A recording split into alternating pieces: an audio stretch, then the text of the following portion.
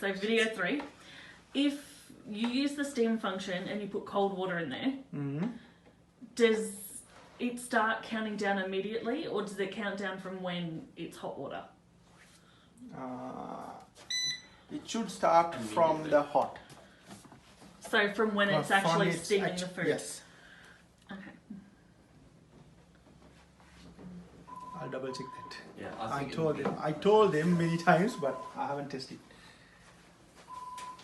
Okay. Any other questions? Just show these 3 as well. It comes in that because otherwise the European team doesn't know. What? Just This one.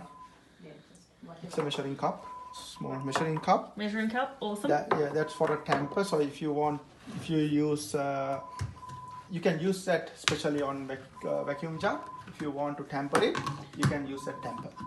So that only for the blending jug, Yes. not in the other one? No, the other jug they have to use this one because that made from silicone, so it's gonna stand with high temp, like hot.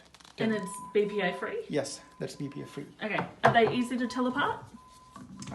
No, you can't take that off. But if No. Is it easy to tell the two? Yeah, it's things like apart? because if you look at that, that's silicone. That Okay. it bends. This one it doesn't bend.